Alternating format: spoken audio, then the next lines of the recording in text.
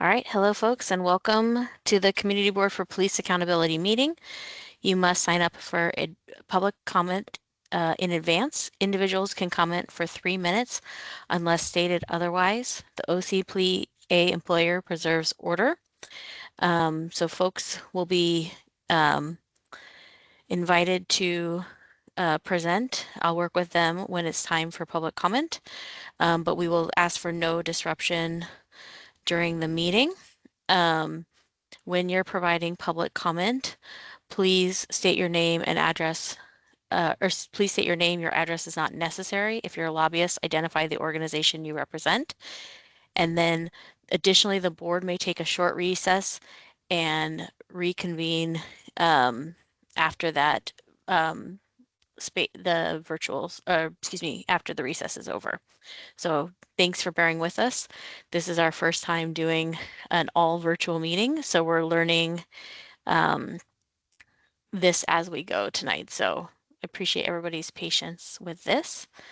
And I'm just bringing in our facilitator for the evening, Shelley. So we're just getting her set up real fast, and then we'll begin roll call while she's getting set up. And then I'm going to share my screen with it has the slides. So hopefully, can I get a thumbs up if folks can see this? Okay, great. Thank you so much. Okay. We're going to go ahead and start with roll call. Kyle Ashby let me know that he was late and I don't see him online. So Murtaza, if you wouldn't mind kicking us off, please. Murtaza Basla here. Thank you. Justice Brooks looks absent from this. Madeline Carroll is here. Sarah Citronbaum here. Thank you.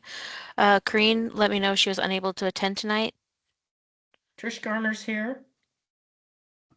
Skylar Halsey was unable to attend tonight.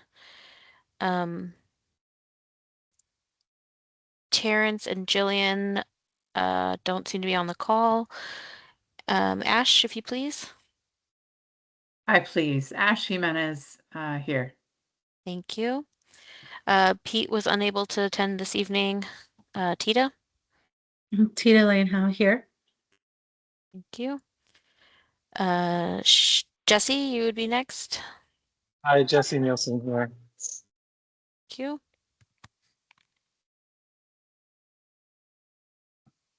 Tim O'Donnell, if you said something, we didn't hear you. Yes, here. And Kyle will be joining in just a second. He's parking. Okay, great. Thank you for that. Tim Pitts. Yep, Tim Pitts here. Great. Letitia Pratt, present. Thank you. I don't see Dina, so Atticus, you'd be next. Atticus, they, them, present. Thank you. And I don't see Benedict, just scanning the presenters thing real fast. Okay, great.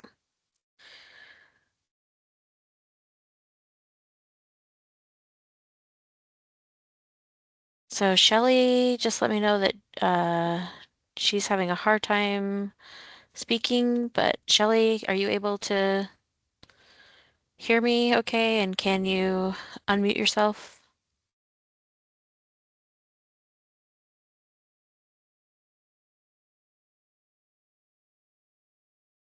Oh, Benedict, you are here. I see you now. Thanks for being here. Okay.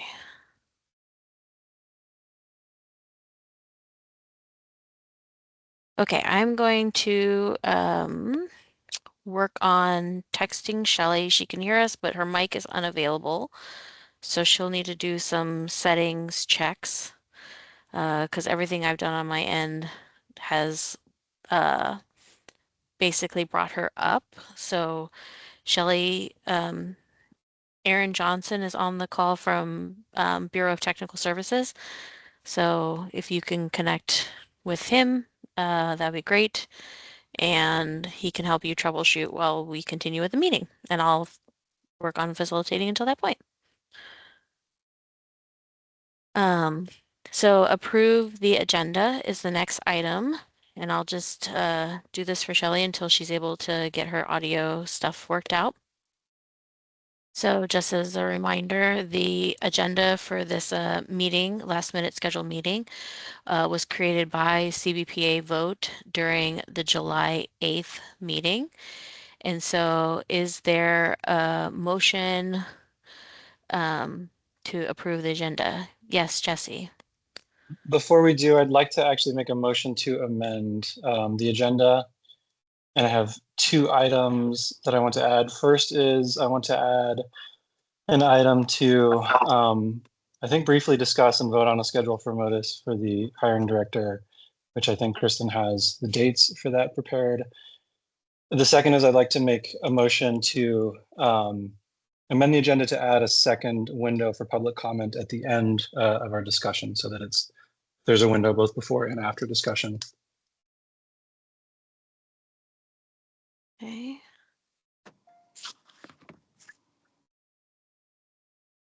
I thank you for that. Is there a second? Yeah, I'll second that. Okay. Thank you, Atticus. Thank you, Jesse. Is there any discussion about that motion? To clarify, will this be, are you proposing that this goes first or after we conduct the business about the council meeting? I don't have a preference. Perhaps we could get it out of the way fairly quickly if depending on what the discussion is like, but I'm open to ideas. My proposal would be to get it out of the way at the top, and we can, I think, dispense with it fairly quickly.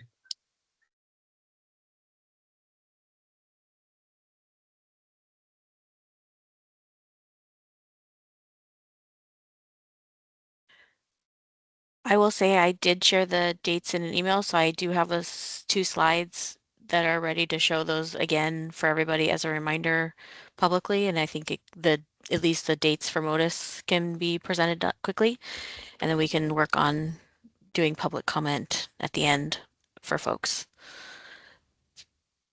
I assume fairly easy, but who knows in this virtual space. But we'll figure it out.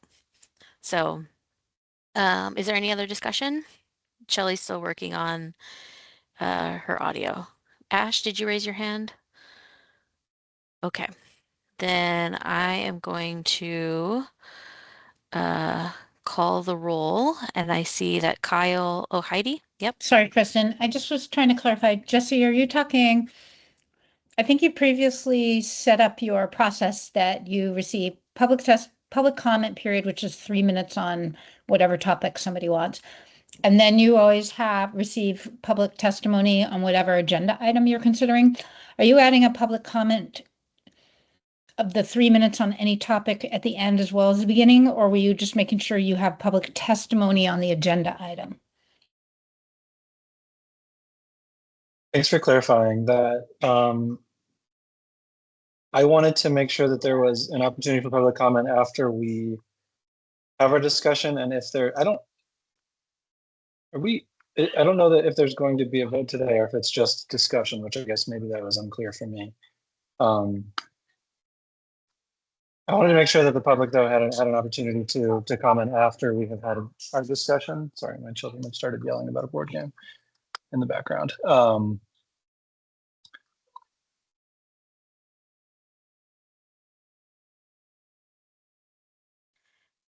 Okay, so, and but it's on the agenda item? I'm just trying to clarify, just make sure I understand what you all are about to vote on.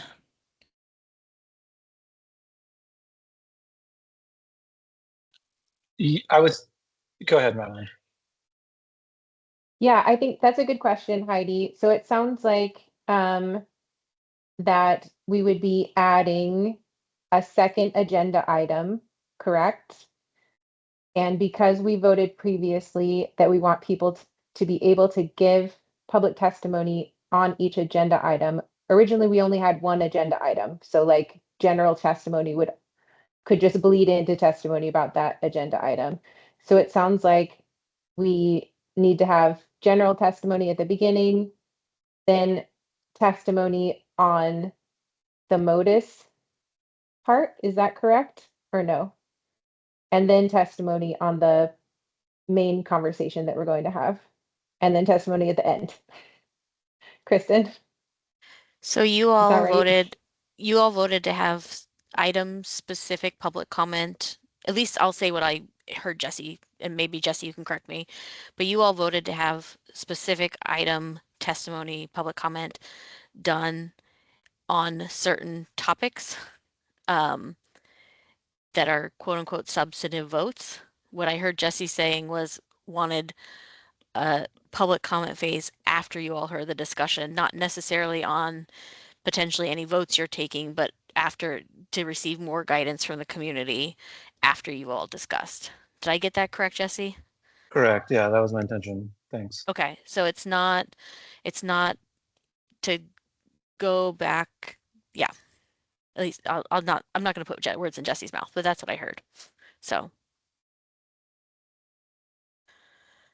okay, sorry, I'm still working with Shelly, so I was distracted too. But is there any other discussion, or or would you like to amend the agenda to review the schedule for Modus and add an additional general public comment at the end of your meeting?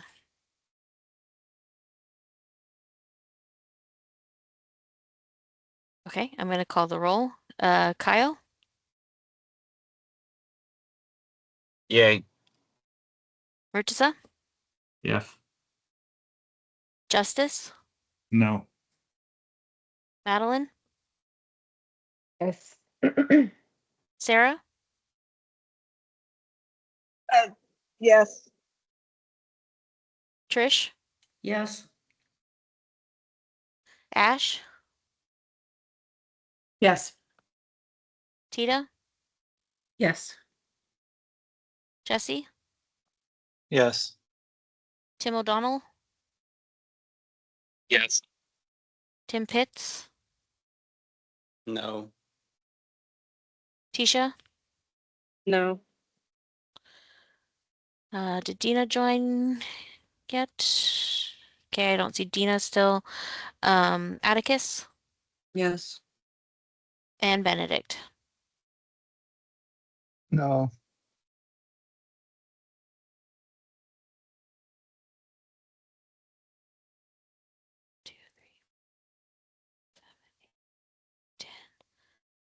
So the motion is failed with 10 yeses. No, wait.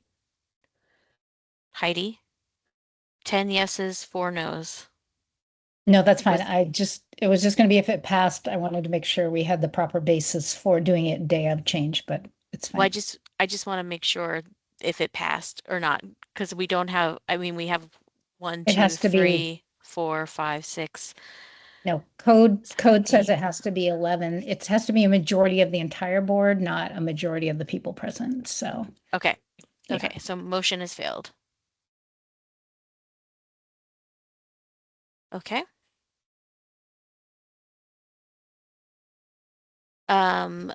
So just as a reminder for you all, since that motion is failed, I'll just go quickly into this. But you still need to approve your interview and meeting schedule. You need to determine if Modus should close your recruitment. You need to receive your recommendations from the nominating committees and decide which applicants should be invited to participate in interviews. Your next scheduled meeting is July 23rd. You all voted to have it be executive session only. There's no public meeting. So you will not be able to vote on anything in executive session, just as a reminder. Okay. The next up is public comment. And so let me just switch my papers around, please. Just Okay. sorry, Kristen, just Yeah. a quick question related to the issues. So are we still voting to approve the agenda? 'Cause I don't think we ever had a vote to Oh, approve the agenda. And so I think the clarification that I need, and I think why I voted no, was I didn't understand the necessity of having something if we weren't going to be making a decision related to these issues. Second, secondarily related to that is we had this discussion, it was a long time ago. I said we should do it at the very end related to public comment. I know we had comment last week related to that. And so it just seems duplicative if we're not going to actually be making an motion, which is why we were asking about the substantive issues related to that and whether or not anything was going to be going forward or moving forward with that. I think it's something we should definitely revisit concerning where to put public comment at. I know I made a emboldened statement related to it back in the day, and this was the reason why. But with that being said, I do think we need to address the modus issue concerning these things. So that way we can give you direction related to that and the fact that we won't be able to vote. I don't think unless we're going to be taking some action today related to that, in which we will have public comment related to the substantive portions related to that thing, it's necessary to do those things beforehand. And so that's my stance on that. And so I'd like to entertain a motion if somebody has one to amend it to address the modus issues, not necessarily the public comment one. And you're right, Justice, I apologize. I should have gone back and had it be approved the agenda. So I apologize for moving on to public comment. And so the folks who are waiting for public comment, I apologize for getting you ready when that was not the case. So thank you for bringing up that point of order. So thank you. Does anybody have a motion for the modus? Tim Pitts?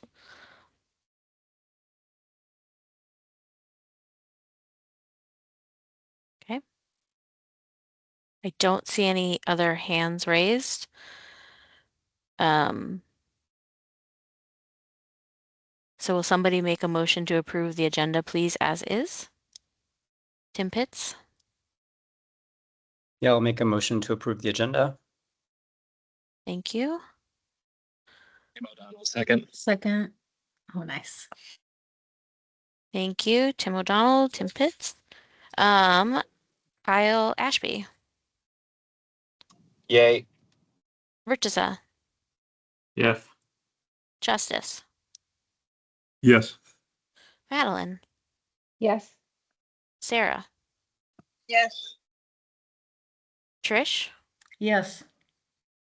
Ash, Yes. Tita, Aye. Jesse, Yes. Tim O'Donnell, Yes. Tim Pitts, Yes. Tisha. Yes. Just checking to see if Dina's joined yet. Nope. Okay. Benedict, or excuse me, Atticus. Yes. Yes. And then Benedict, I also heard your yes. So Yes. this motion is passed. Thank you. All right, now we will go into public comment. So now I'll just need a moment to get this set up. And Ellie Murray is going to be your first person. Ellie, I'm making you a presenter right now, so you'll just have to accept the invite when it pops up for you.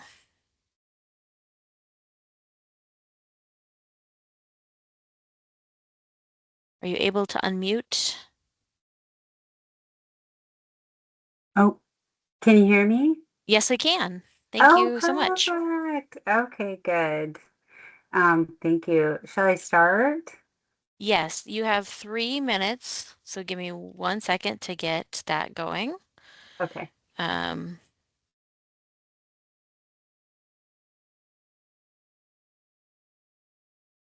Okay, go ahead, please. Okay, good evening, members of the Community Board for Police Accountability. My name is Ellie Murray, and I'm a registered nurse here in Portland. I live in District 4. I'm here tonight to add public comments in support of the work of the Community Board for Police Accountability and the Office of Community-Based Police Accountability, and to add my voice calling on Portland City Council to reject Ordinance 2026-223 that would shift funds from the OCPA to the Portland Police Bureau. And I ask further that any ordinance that would divert funds from this vital accountability structure be roundly rejected. Here's why. This board and the OCPA were prioritized by Portland voters like me. Ballot measure 26-217 was approved by over 80% of Portland voters. Structure, staff, and processes are just beginning to take shape, and the need for oversight mechanisms remains ever present. We still need meaningful accountability to the people of this city. Recent political events only serve to remind us that oversight, accountability, and responsiveness to voters and community members are principles of good governance that are as urgent now as they ever have been. I want to share my perspective as a nurse. As a nurse, I value safety, health, and well-being for people. I understand what safety looks like. It looks like meeting human needs for secure and affordable shelter, nourishing food, access to healthcare, clean water, education, living wages, green spaces, art, and beauty. We need to value and fund policies that support true safety and security. Safety also looks like living without fear of harm and violence, but I want to assert that policing itself does not prevent violence, and police have historically received plenty of funding in this city. The OCPA and the CBPA would not have been enacted by the people of Portland if it were true that the community need not fear violence, heavy-handedness, injustice, and harm at the hands of an unaccountable police force. Heavily policed communities are not safer communities. What does prevent violence and promote safety is public policy that meets people's needs. Time and time again, policing outcomes have shown that those who are entrusted with the means of violence and control are prone to abusing their power and authority. This phenomenon is well documented across time and place in scholarly research and in reputable reporting. This is not new, surprising, or unique to Portland. If we are going to yield or license instruments of power and control to any one group of people, we must have a robust and meaningful system of oversight residing in the hands of community members. I urge Portland City Council to invest and keep investing in initiatives that promote the public policy outcomes of true safety and community well-being and health. Well-being focused economic and social structures produce safety for all, not more police and criminalization. So I support wholeheartedly the work of this board and the OCPA, and I close with urging that funding for this vital body be considered out of bounds for budget tinkering. And I ask Portland City Council to reject Ordinance 2026-223 and preserve the funding that was legislated by voters of the city. Thank you very much. Thank you very much. Appreciate it. I'm gonna make you an attendee again. Thank you. Thank you. Okay. Perfect. Up next is Counselor Canal. So give me just 1 second. And I will make you a presenter.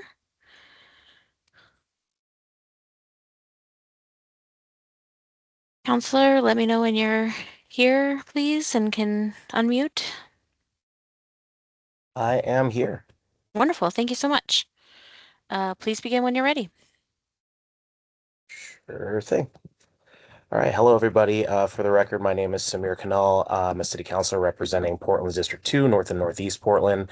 Prior to city council, I worked in community engagement for the Public Safety Service area, including as the project manager for the Police Accountability Commission, which made recommendations to the old city council on how to set up this board, the CBPA, in line with the charter and other requirements. I also supported the Portland Committee on Community Engaged Policing, Focused Intervention Team, Community Oversight Group, and the Police Bureau-wide Advisory Committee, which was its budget committee, and finally, recruitment support for other groups, including the Citizen Review Committee, a part of the current system that the CBPA is replacing. So while I am a city councilor, I want to note that my testimony is informed by all of my experiences, and please interpret everything I say as advice and suggestions only when directed to you in order to be compliant with part of the charter I care a great deal about, Charter 2-1006, which states that the CBPA has independent judgment from, quote, city council, mayor, city administrator, auditor, and city departments, bureaus, and other administrative agencies, end quote.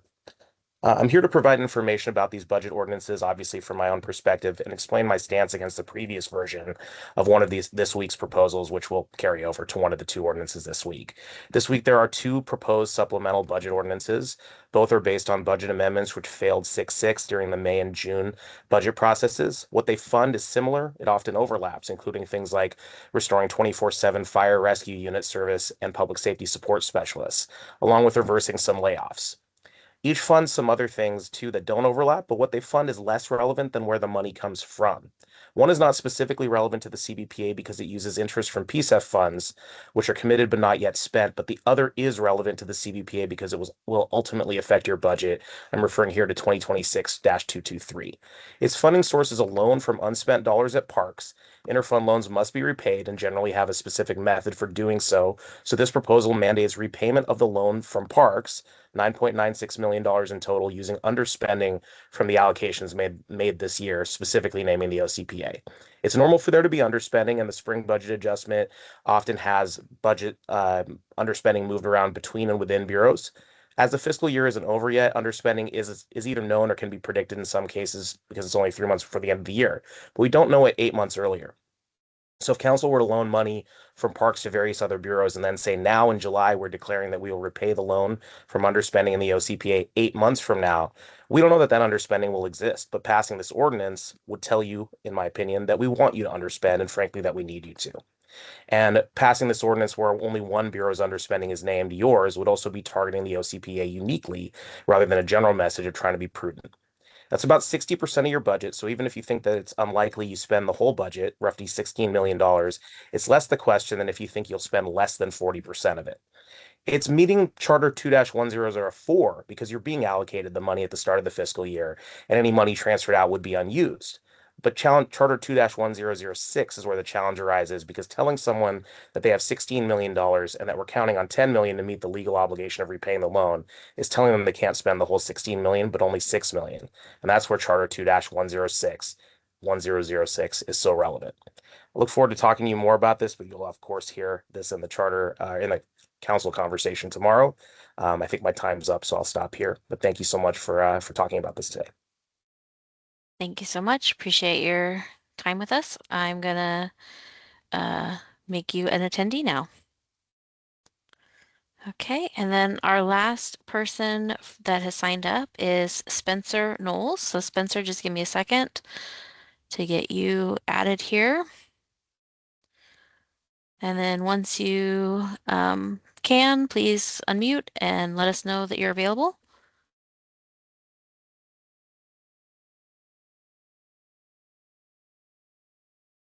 Hi there, everyone. Okay. Hi, Spencer. Please begin when you're ready. Hi, members of the Community Board for Police Accountability. For the record, my name is Spencer Knowles, and I'm here this evening representing Councilor Steve Novick as his Chief of Staff. First, as the Chair of the Community and Public Safety Committee, Councilor Novick wants to express his gratitude for your service to your city and community. The willingness of citizens like yourselves to step forward and participate in government really helps move our city forward and will be essential in achieving the level of trust and accountability in our public safety system we all want. I'm here tonight to clarify some aspects of the ordinance proposed by Councilors Novick, Clark, Pearl-Guinea, and Smith, the one that you will be discussing later. Most importantly, the proposed supplemental budget ordinance does not decrease the appropriations for the Office of Community-Based Police Accountability. It's also not a loan from Portland Parks, as was just previously stated. The proposal is paid for using general fund contingency, which will be refilled at the end of the fiscal year through underspending across the city. Based on our conversations with the city budget office, it's best practice when doing this to identify a place where we expect there may be some underspending sufficient to meet the needs of the ordinance. In this case, that's the Office of Community-Based Police Accountability. However, should there not be adequate underspending across the city, the proposal also identifies interest in the Portland Clean Energy and Community Benefits Fund as an option for refilling general fund contingency. Now, this is similar to the mechanism proposed in the other ordinance. The moving of underspending is a standard budget process in the city. Like other bureaus and offices, the OCPA would not roll over its underspending and receive an additional $16 million next year. To be clear, the OCPA and the CBPA will have the same amount of funds available to them throughout the year as required by charter. Should you check the OCPA budget in 3 months, 6 months, 9 months, etc., you'll see that it still has $16+ million minus the amount already spent. Should this board, in line with the city's core principle of good fiscal stewardship and in pursuit of its legal mandate, need $16 million, it will be available for appropriation. Additionally, next fiscal year, the OCPA and the CBPA will have the 5% of the police budget allocated to them as required by charter. The proposal does not and will not defund or delay the important work of the Office of Community-Based Police Accountability. Councilor Novick stands in support of the OCPA and the CBPA and remains committed to a robust, transparent, and accountable public safety system. It's what Portlanders voted for, and we will continue to work hard to deliver it. Thank you for your time this evening, and I look forward to the discussion. Thank you so much, Spencer. I'm going to make you an attendee once again.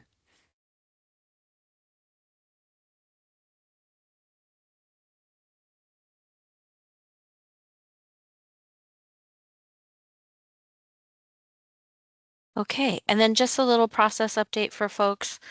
Shelley's still having technical difficulties and is not able to join as your facilitator. So I'm going to do my best to do that work for you all. My recommendation is to please use the raised hands feature, and I will call people in order of which hands are raised. I also wanted to let folks know that Ruth Levine is here, and she is the City Budget Office Director. And she's going to be here for a short time at the beginning of this meeting to be available to answer your questions. And I really want to express my gratitude for her for the last minute coordination and making this happen so that you have her available. But I'm going to turn it over to the board members.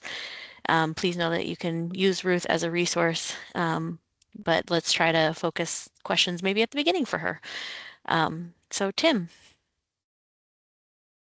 Yeah, thanks. Thank you so much, Ruth, for joining us. And I think I would just love to hear, I understand what I've just heard from the two different offices, and I understand that's two different ideas about this. And I guess I'm just having a hard time understanding how it is fiscally responsible to pass an ordinance saying that you're going to borrow money that you don't know how you're going to borrow it.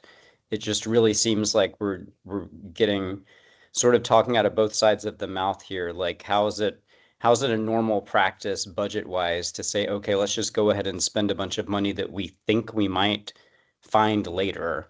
But if that money gets spent by the people that are entitled to it, in this case, the OCPA, where does the money come from? Yeah, great question. And apologies, I'm on my phone because my computer was being glitchy. So you're all very small, but I can hear you. So hi, Ruth Levine, budget director. Yeah, I mean, I can talk a little bit about it. I would say, so just to back up for a second, the city typically does 3 supplemental budget processes. The first is in the fall, which is really intended to be like the time where we just true up the prior year's sort of amounts that were intended to carry over to the next fiscal year and like technical kind of cleanups from the end of the prior fiscal year. The second major supplemental budget process is in the spring, and that is the time typically when bureaus would sort of pull money from contingency if it's needed, and there are various reasons that might be needed on a regular basis or as a matter of course. And then and that's often when, if there's underspending, it could get kind of what we would say is pulled back or repointed in the spring, especially in the general fund. So this year we did that because we had our revenues didn't come in the the 24-25 fiscal year in the general fund as we planned. And so we had to kind of redirect underspending in the spring because we legally cannot overexpend our budget by the end of the fiscal year. So that spring is the moment for that. And then the last one is called the over expenditure ordinance, which is really intended to be just like true technical things to avoid literally overexpending our budget because we legally aren't allowed to do that. So that's kind of the big picture how this typically works. So the part that is more standard is the part where if in the spring, if there's underspending, where we might pull underspending from one place and put it to another place, particularly in the general fund. Or where we might draw from contingency to cover expenses that wouldn't otherwise be covered by budgets, by what's remaining in the budget. I think the part that is more unusual, I will say, is looking at it at the beginning of the fiscal year and saying there are expenses that we're anticipating as of now in July for the remainder of this fiscal year, and we're going to draw anticipated underspending now in July to maintain those expenditures. So that is a bit more unusual. I mean, we haven't had reductions of this magnitude since the sort of post Great Recession period in the early 2010s. So this is unusual. We're in an unusual circumstance. So, and then I think you had a question kind of about fiscal responsibility. And I will say, I think as the budget director, I obviously don't enjoy seeing the city have to make reductions. It's not a position that any of us want to be in.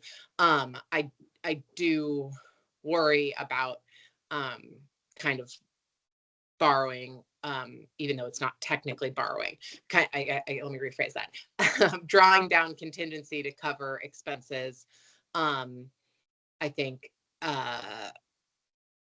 that's really something we can only do one time. So I don't want people to, if it happens, like I do worry about the belief that it's something we could do anytime reductions are come up. But that aside, I think the general idea is, okay, there will likely be underspending come spring in some areas of the budget, and therefore we want to kind of pull it forward by drawing down our contingency right now in order to avert these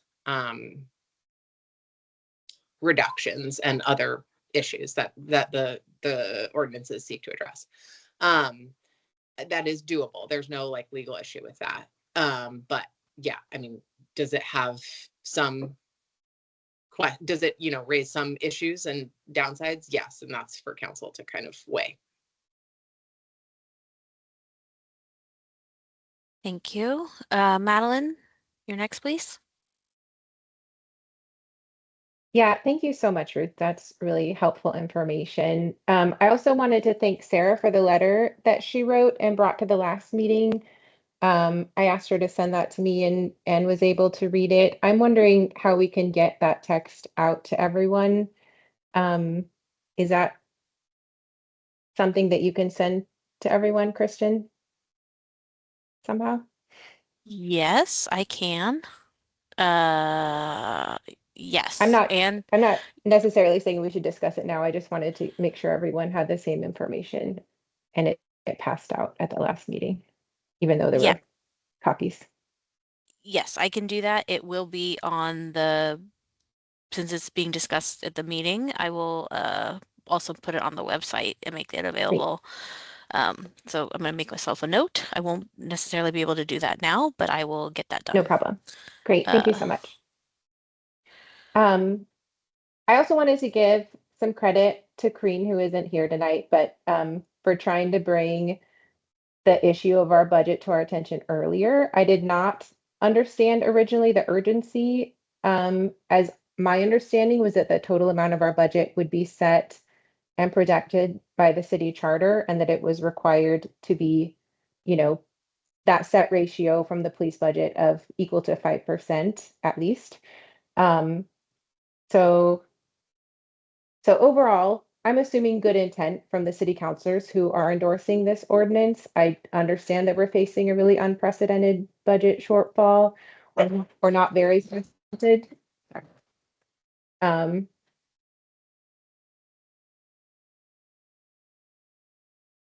sorry. Oh man, the joy of joining from home. So what my issues here are that I'd like us to talk about, there, I see sort of three of them. One is maintaining the independent decision-making powers of the board as required by charter. Two is maintaining the charter required ratio of the OCPA budget to the police budget at 5%. And the third is not setting a precedent that that ratio is alterable by the city government. So I'd like for us to discuss those three things moving forward in this conversation. And I wanted to say that to Councillor Canal's point, I do feel personally pressured to underspend our budget if this ordinance moves forward. And I don't know exactly what the legal requirements are, but my feeling is that it's improper influence from the city government on us as a board to not spend a really large portion of the OCPA budget. And whether or not it's reasonable to assume that we won't spend it, that may or may not be true. I still think that the issue of maintaining the independence decision making of the board and maintaining the charter required OCPA budget are really important, and maybe it's not that supersedes the reasonableness or not reasonableness of whether it's going to be spent or not. And I think that that's not the issue really at stake here.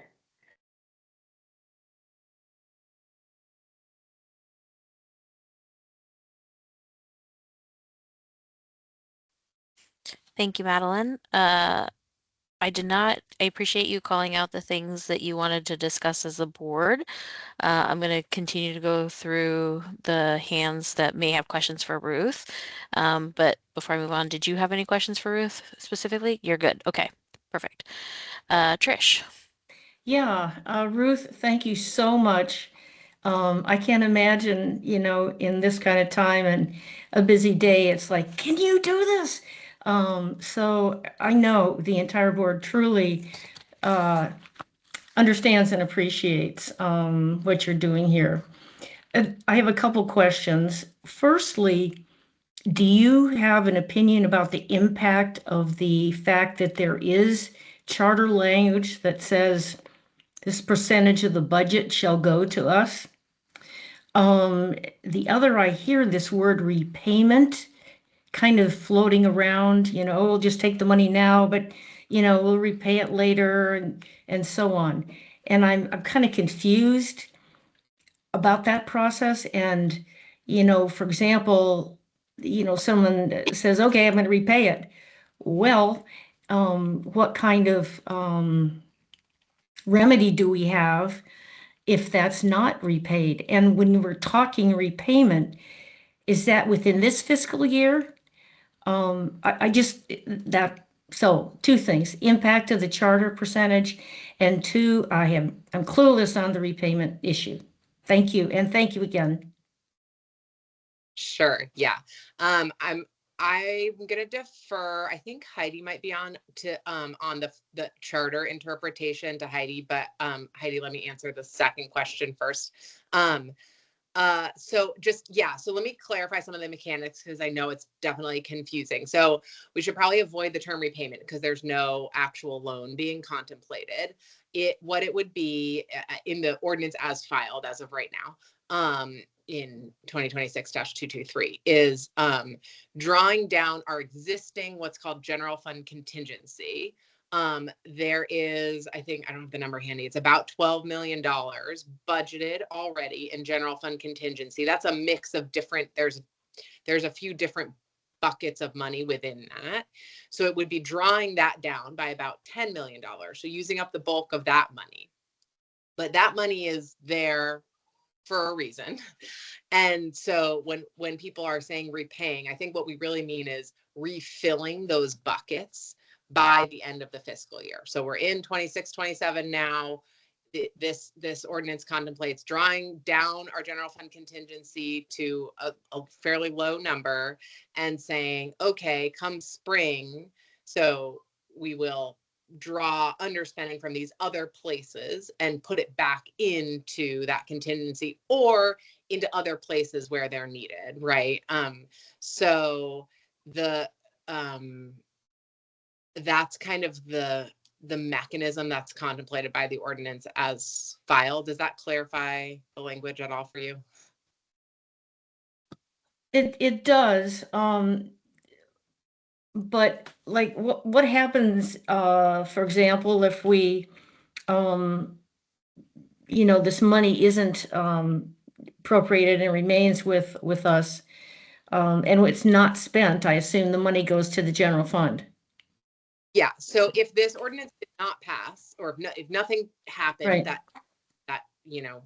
redirected the OCPA budget, what would happen is by the end of the fiscal year, so June 30, 2027, any unspent budget just what's called falls to balance, meaning it just becomes on the next fiscal year in July of 2027. It then gets picked up and put back into the general fund. So it doesn't go back to OCPA because your budget is budgeted each fiscal year in accordance with the charter language. And that is true as of right now. And so the like base case, if nothing happens, any underspending falls to balance in the general fund. If the ordinance passes, nothing happens. And I think this is what Spencer was getting at. Nothing happens right away. The budget sits there for now. It doesn't actually, this ordinance does not change the OCPA budget right now. What happens is it reduces general fund contingency, and it directs the city budget office to, by April 1st, to file another supplemental budget drawing underspending and sorry, I don't have the language right in front of me, and it contemplates different sources for that. Now, if the underspending isn't there, so say it's the middle of March and it looks like all of the OCPA budget is going to be expended by the end of the fiscal year, we would not reduce the budget per this ordinance. We would look to other places for underspending. What happens if there's not enough underspending somewhere else? Say we find $5 million of underspending that we can repoint, but we actually need 10, then we'd be looking at expense reductions at that point. So that's kind of the mechanic in the general fund, generally. That's the mechanics of how it would play out. So that's what this ordinance itself does not, in fact, impact your budget right now. It just contemplates impacting it in April. And then I just wanted to add to that I think that the ordinance also says that if the money, it's underspending or within PSEF interest too, accrued interest, it says, and accrued interest in PSEF. So it will initially consider spending that has occurred throughout the fiscal year. Sorry, I'm looking at two screens and it's hard, so I'm leaning over. Through the fiscal year and expected expenses for the remainder of the fiscal year within OCPA. So that's the initial look, and then and accrued interest in PSEF. So it's kind of just to be clear.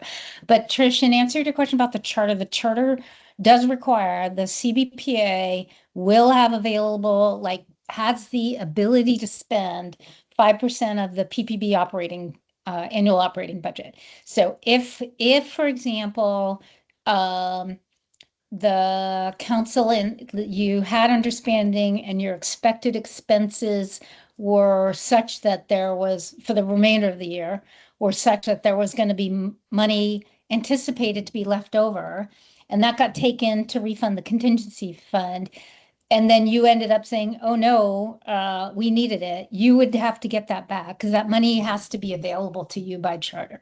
So, and then council would need to look to a different source to come up with that balance that needed to go back to the CBPA. So just to be clear, the charter says 5% of the annual operating budget of PPA, or excuse me, PPB, sorry. And that's what you have a right to spend related to your mission as stated in charter. Does that answer the question on that?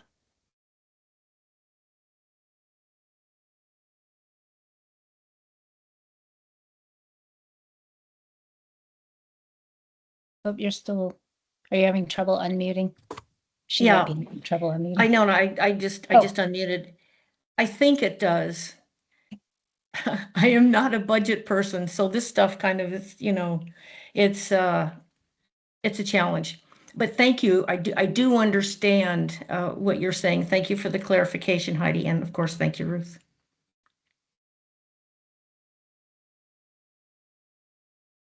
Okay, thank you, Trish. Just as an FYI, I am in the Portland building and the lights just went off, so I'm going to be progressively in lower light for the rest of the meeting. As just an FYI for folks. Tita, you're up next.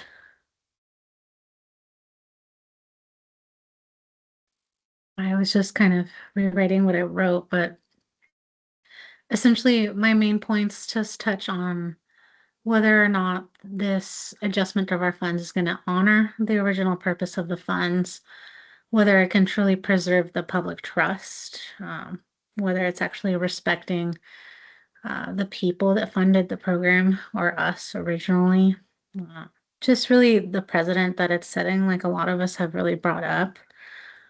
The general transparency or lack thereof, as well as future economic impact. I just also want to discuss fiduciary responsibility.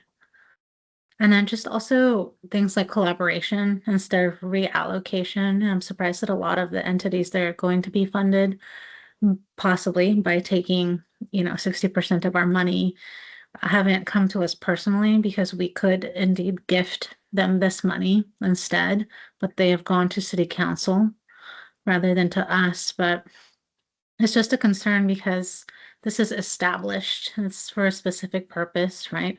So reducing and redirecting weakens what the voters have created. And to use it for something else, it just it can become a weak investment over time.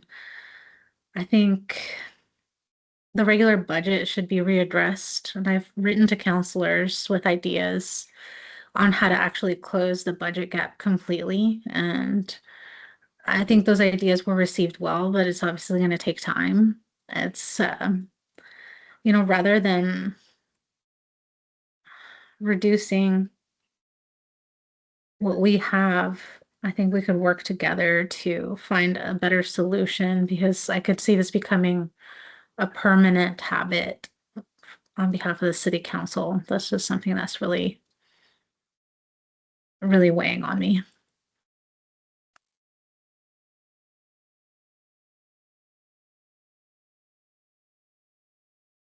Thank you, Tita.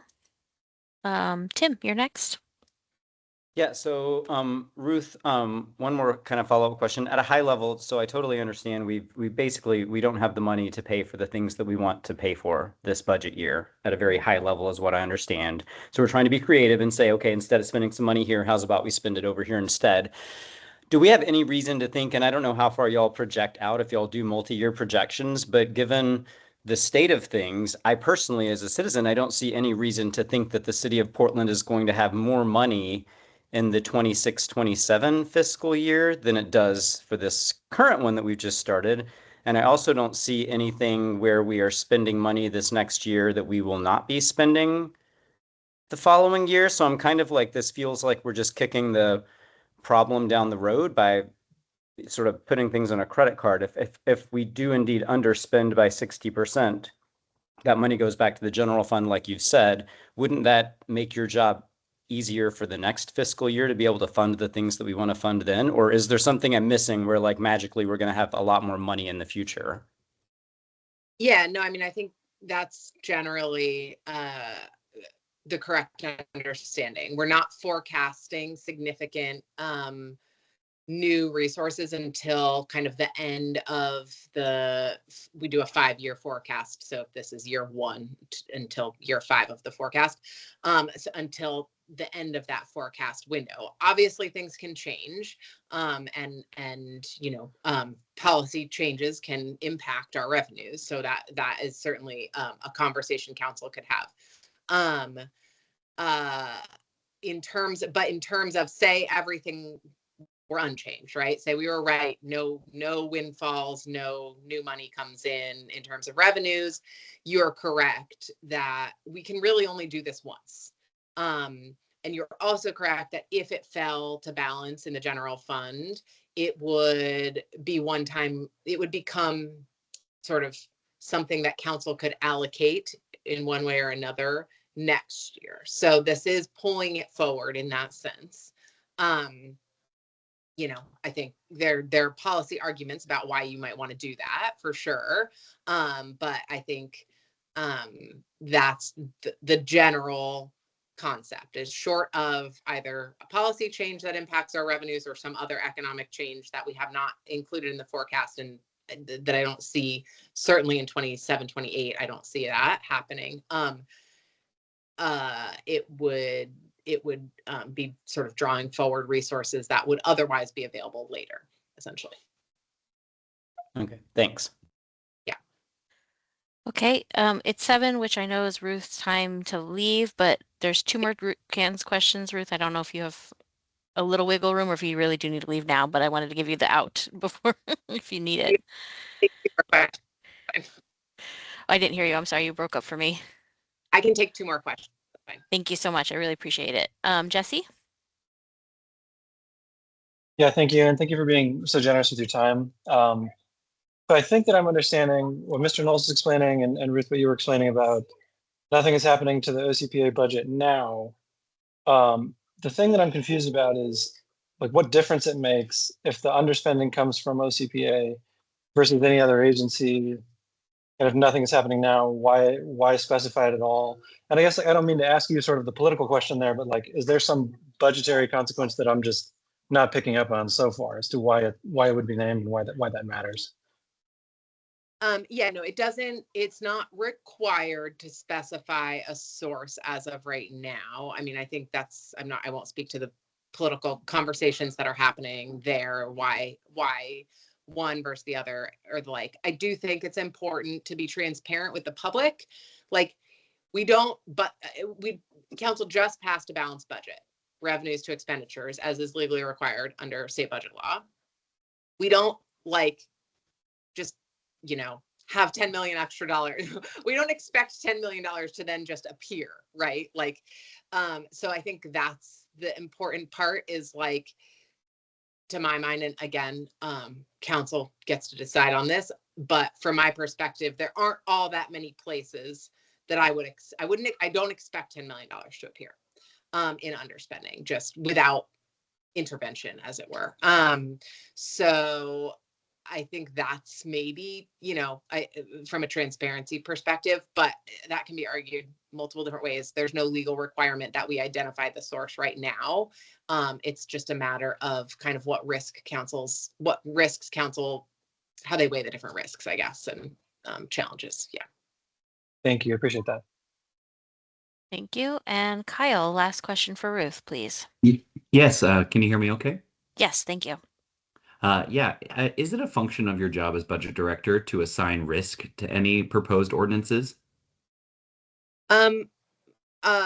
We do fiscal impact analysis, and we do work with council for budget ordinances on kind of, I don't know what some people call scoring, but sort of assessing both the feasibility from a budgetary perspective and the costs and potential financial risks. I'm certainly available as a advisor to council when they're considering budget ordinances. But you know, it's just yeah, there's no other than the sort of scoring and the fiscal impact statement, there's no kind of institutional function of my job that assesses risk.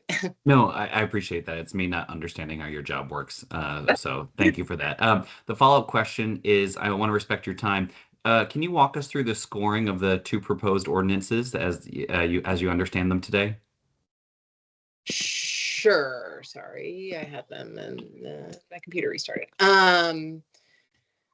So I think essentially both of them rely on estimates that were made for position and other service reductions in the adopted budget for 26-27. And so they each pull different mix and match, I guess, different things that they aim to restore that were costed as part of the 26-27. So the one that looks to the specifically titled appropriates $7.1 million in PSEF interest and other fund resources to restore frontline positions. That one is about $7 million worth of reductions. And if you look in the ordinance, you can see the specific positions and the like that that ordinance would look to restore. So, we've kind of gone through and made sure that those numbers are all correct and that they add up to the numbers that they say they add up to and stuff like that. But it was all part of the 26-27 budget process. The one that looks at that mentions the OCPA budget is 9.96, and it does a mix of positions that were also reduced in the budget in 26-27, as well as restoring some contingency in the business license tax reserves fund. So that's the goal of that one. Does that help at all? It does. Thank you. Okay. Well, Ruth, really appreciate you, not only your work in the intense budget months, but all year round to support the city and the budget, and for being here this evening to help us understand the two ordinances more. Very grateful for you and your last minute work. So enjoy your rest of your evening, and thank you for being here. Yep. And I'm happy if you email me questions, I can get back to you, Kristen. You can send them out. Yeah. That sounds great. Yep. If the board has any questions, I'll definitely forward them to you. Okay. Thanks. Thanks. Okay, great. So I just want to kind of go back to Madeline's things about some of the things that she talked about with the potential precedent setting. I want to have you all reflect on the questions that were asked and see if there's any room for discussion more about these two ordinances. So again, I'll take hands raised in order of which they appear.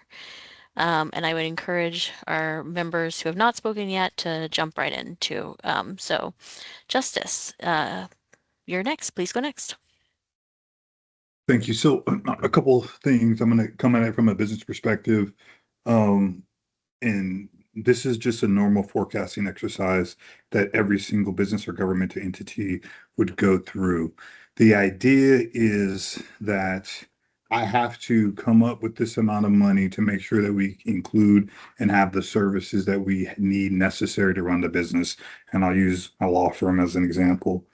We have a amount of salaries, but let's say we don't anticipate the revenue that we expect to come in, and let's say we have a contingency or we anticipate additional savings somewhere. What they're doing here, and just for clarification for everybody, is all they're saying is we anticipate that there may be leftover funds in this fund. And so let's identify those as our source, not the idea that it's going to be the source, but it's an anticipation of the source. And so the way forecasting works typically is the idea that I am going to forecast what our costs, our expenditures are going to be, and our expenses based off my understanding of how things are being sent at that particular time. From that, I can anticipate moving and allocating funds to other areas in anticipation of that. But you don't actually count those funds until those funds are set aside and moved forward, and they're actually not spent.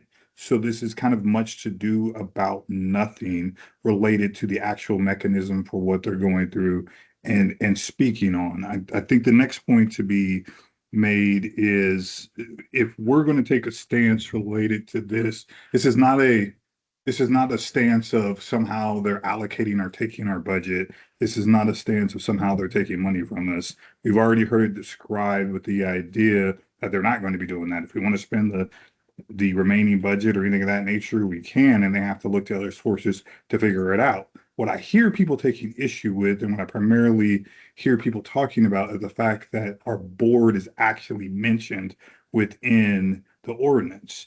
That's normal because you have to identify and allocate where you believe those costs could be coming from. And so I see it more of as a business proposition, not as necessarily a shot at us, or no, and or not setting precedent related to that. If we are taking a stance related to this and making some type of formal statement or some type of demand, I see this as more being of a keep my name out your mouth. And as I as I grew up and those words would come out of somebody's mouth, it would be keep my name out my mouth, don't talk about my money, don't do those things. Those are just fighting words, where those are political things, right? I'm here to do the work, and that's what I think we're here to do. And what I've heard from everybody that's spoken so far is, if we are going to be spending the money and we're going to be allocating the way that we need to be spending it, it's not going anywhere. And if the council decides to make steps related to these things, that's egg on their face, right? Not on our face. That's egg on their face. And we don't have any pressure to do anything but to do the mandate that was set out by the people of Portland to be able to move forward and spend these funds judiciously in a way, not to just spend them to spend them, but to spend them in a way that effectuates the goal of what the voters had. And so I don't think we should be taking any strong stance related to this. I don't think we're in a fighting posture, and I don't think it's appropriate for us to be trying to move forward with that idea.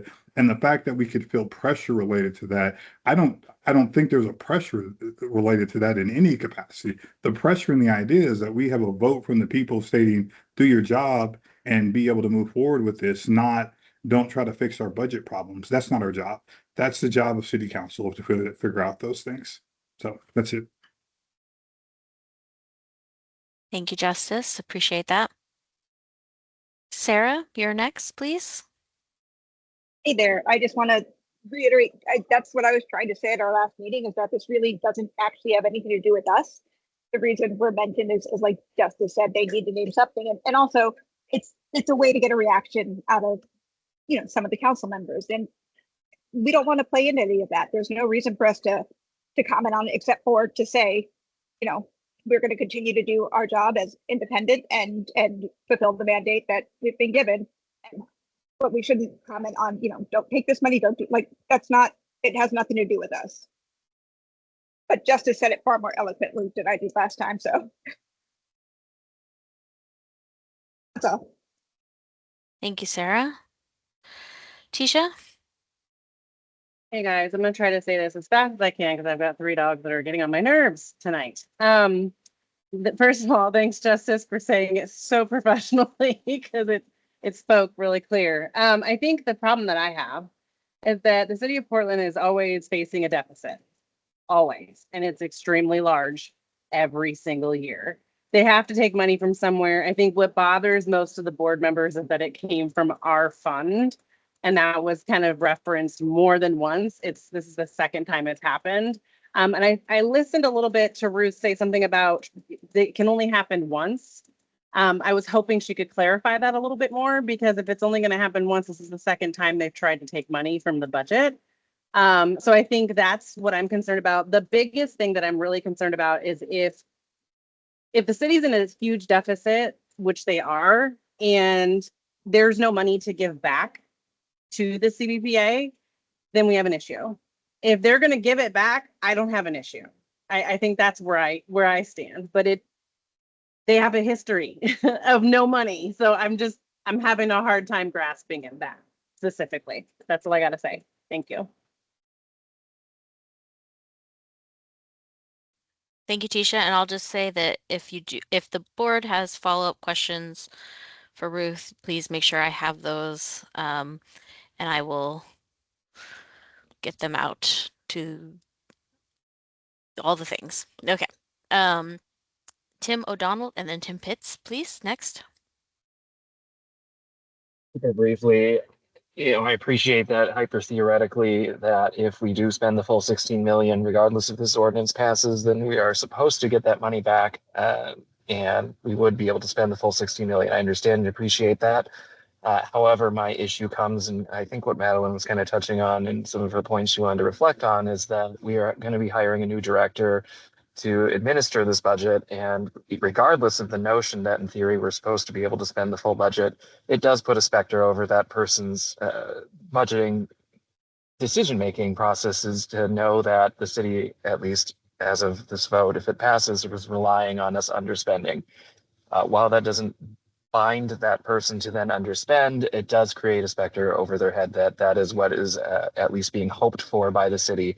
And I don't believe that that is an influence that should be had on that new person trying to set up an office where they're already going to be facing unbelievable pressure from PPB, PPA, so on and so forth, to then have also the onus of a budget deficit issue that the city should be figuring out elsewise over his head. I don't think that's appropriate to put onto that person. And for that reason, I respectfully oppose this ordinance.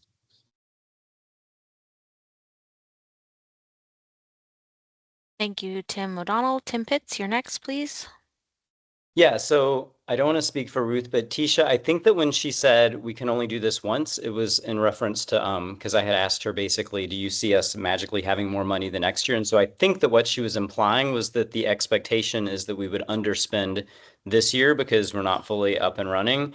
And I think her expectation is that we will actually utilize our full budget in following years, so there won't be that magical $10 million that they think might be there this next year, is what I interpreted anyway. But that they would, as my understanding was, that they would still be free to still propose a similar ordinance every year. And like she said, you could put the pressure on multiple different bureaus if they thought that other offices would have extra funds, then they could sort of do it from whoever they want to and then see how things play out in the budget year. And yeah, I totally hear Justice and Sarah. No, you totally made your point at the last meeting and again tonight. Like I definitely heard you then and I hear you now. And I hear all of y'all that are not interested in getting into a political fight. I respectfully disagree. I feel like we will, the office and the board will be under attack from various interest groups, PPA, et cetera, and certain factions of council for the whole time that we're here. There's been ballot initiatives, even dating back to previous council when it was Wheeler and the other four. It was batted around to put it back out to the citizens to try to cut our budget. It can only be done by the citizens. It can only go below the 5% by a charter initiative, but I would not be at all surprised to see a charter initiative to slash our budget at some point. And I just feel like if we sit by and let them play politics and we just roll over and say, sure, you can just assume on taking our money to spend it on Portland police, then that just basically shows from the very beginning that we're not going to stick up for the community that we're here to stick up for, and that we're not going to fight back when we have to fight back. And maybe this is a place where we don't actually have to fight back because they can't actually take our money. That's what I think is hopefully clear to all of us at this point, is that if we can spend $16 million in this fiscal year, then we have the $16 million to spend. And I think we all understand that. But to me, it's just really, really important that we take a strong stance against them playing politics with us and that we stick up for the community that has us here. Thank you, Tim. Lots of hands have popped up in response to that, but I'm still gonna go in order. So I appreciate everybody's patience with me as I do that. And so Tita, Madeline, Kyle, somebody's 4. Give me 1 second. Atticus, and then Trish. Hi, so I am hoping that we can all gather our minds to write or present to the city council on why the OCBPA needs to emphasize that these funds were again established for this specific purpose and should not be reduced or redirected at this time without specific or careful consideration. If any of this funding is reallocated, I think it should include clear and very specific restrictions to ensure that the funds continue to benefit the community that was, that it was originally intended to serve. I just, for one, would like to see the police response time improve by 50%. There have been emergencies that have happened that have had over an hour response time, which is to me unacceptable. But I understand that there are extenuating circumstances, and I'm far removed from the field myself. I understand firefighters as well really need this money. I, again, want to make sure that they're using the funds carefully and precisely if they're going to take them from us. I don't know if that's something that interests you guys, that if we are going to present a statement that we do come with a firm hand, like Tim is saying as well. Yeah, thank you. Thanks, Tita. I will just say we've got several hands, about 40 minutes left. Hoping that you all will have space and time, and maybe some of you will talk about this on how you want to move forward with these kind of opposing stances of yes, we need to take action, and we don't want to get involved in the politics. We just want to do our work and such. So, how to kind of meld those two together, or not meld the two together and go with one or the other. But Madeline, you're up next, please. Great, thanks. I'll try to go quick. I want to give other people space to talk. I just had a couple of questions that it would be great if you could help us follow up on. I really appreciate what Justin said. I do think that this budget is different in some ways than sort of standard process. So I'd like to know if there are other budgets in the city that have like a ratio required by charter the way that our budget does. If there's other like required spending by charter in any way similar to what we have. And I'd also like to know like, oh, never mind. I can skip that one. I'm just going to say that if we don't have consensus by the end, which seems likely, I just want to say that there is still the option, and I really encourage people who want to go and give written and verbal testimony to the council, that there's still an option to do that for the meeting on Wednesday and then the follow-up meeting when they have their second reading. And that's something that we can absolutely do. Yeah, I'm gonna actually ask Heidi to see if she knows that question about charter right away. Yeah. And please. Yeah, I can't think of another place in charter. I just am pulling it up now to see, just do a couple different searches. So if I find something, I will raise my hand and answer your question, Madeline. But I don't recall seeing anywhere else in the budget, or excuse me, in the charter that specifically allocates certain funding amount to a bureau or a program or office. Yep, and I'll just say, yes, you all can go to city council, who are your elected representatives, and give public comment. If you don't decide as a board what that unified message is, recommended that you say, I'm on the CBPA, but I don't represent the CBPA, right? But you're never prevented from speaking to your elected representative. So just want to emphasize that. Kyle, while Heidi's doing a search for charter, oh, maybe she's got it. Really fast. I just came across, so there is like the FPD, Fire Police Disability and Retirement funding, and that comes through that's in charter, and that does come through a levy for all of us who live in Portland. It's on our tax statement every year that we pay into that So that is in charter, Madeline. I'm not sure if it has a specific amount, and I'll follow up on that. Thank you, Kyle. Yes, is Counselor Novik's staff person still here? I think so, yes.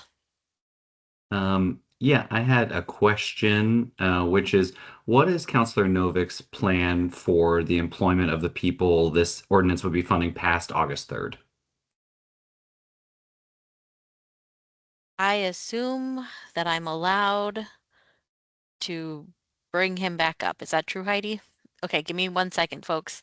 Spencer, I'm gonna re-invite you to speak. Just give me 1 second.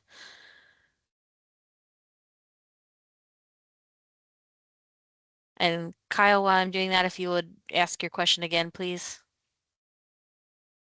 Yes, if I'm reading the ordinance correctly, this extends employment through August 3rd. I was wondering what the counselor's plan for that, for those employees is after that.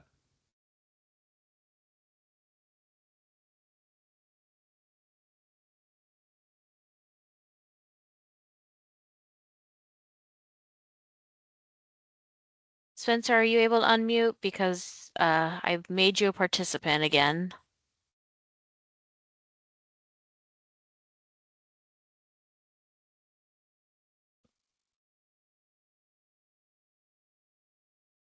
Just give me, I'm gonna try to Teams, Spencer.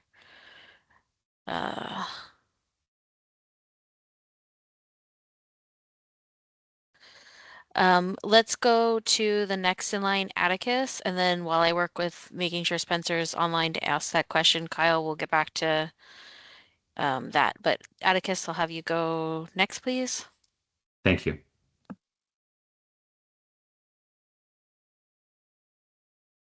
Okay, hello. Can everybody hear me? Mm-hmm. Yes.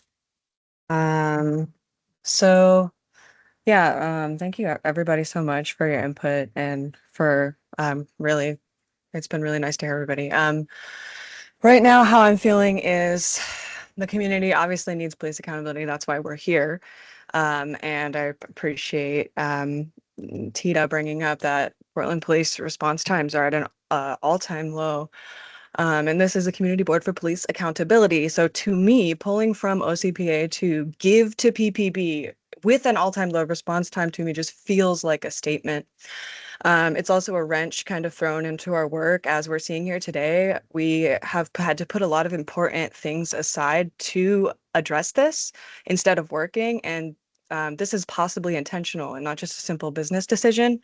It would be nice if we didn't get involved in the city politicking in the games, but unfortunately we are beholden to them as they are the people who fund us, and we are going to have to play their games. It would be nice if we didn't, but we are going to have to work together to get to work. And unfortunately, I think that involves making sure that we strongly stand up for ourselves as a board and that we are deserving of the 5% of the budget that was allocated to us in the city charter and code. Thank you.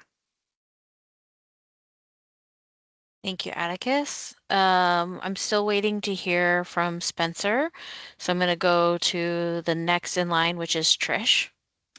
Yeah, I was just wondering, I'm gonna suggest apropos of all the comments here, that we somehow get together a letter or, communication that basically makes 3 points. Number one, that we wish we had been involved in the communication or in communication about the proposed ordinance and its impact. The other is we are proceeding with the understanding that if we have expenses that equal the 5%, it is still appropriate for us to spend that. And lastly, that hopefully the process here doesn't create a precedent for communication or lack of communication between council and us. So if you can hear, it's kind of like we're here. We know we can do this. We really would appreciate, some level of communication, but we're not going to say, okay, we can't do it, and, demonstrate that we don't really understand the budgetary process. So I'd love in particular for Justice and maybe Sarah to comment, but of course, anyone else. Is this just worthless? But basically making those 3 points. And just so I captured my little follow-up and facilitation things, it was a communication around wishing to have been involved and been communicated with, that you're concerned about the precedents that it set, but I missed the second one. So could you let me know, in case a motion comes later? I want to be able to have it. Sure, that it's our understanding that notwithstanding the text of the ordinance, that if we have expenses that are equal to 5% of the police budget, that we're entitled to spend that. Great, thank you.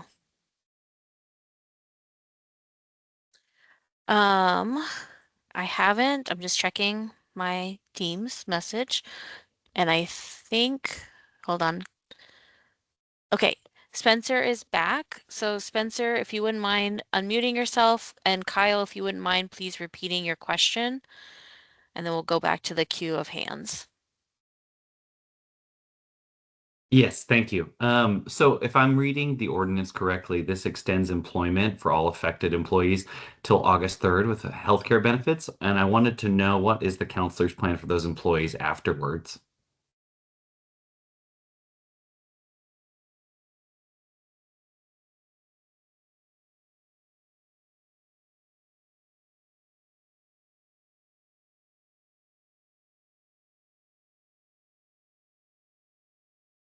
Spencer, you should be able to unmute. Oh, I'm getting a, hold on, please.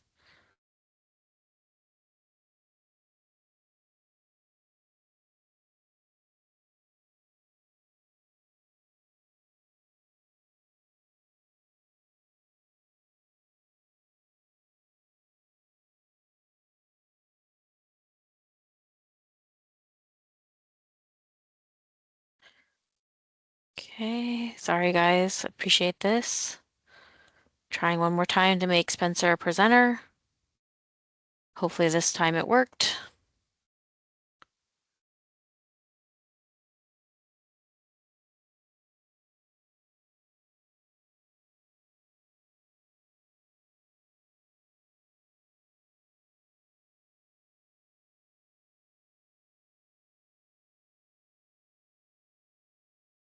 Okay, while I work with Spencer to get him available, again, apologize, Kyle, your question's not being answered quite yet. But Justice, would you mind Could going I, next? Oh, go ahead.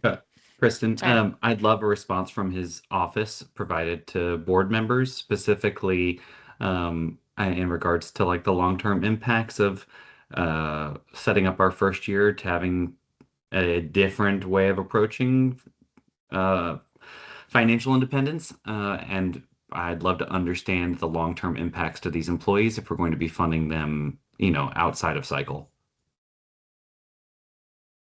Great. I'll work with you to make sure that you get the question that you want answered to Counselor Novik's office.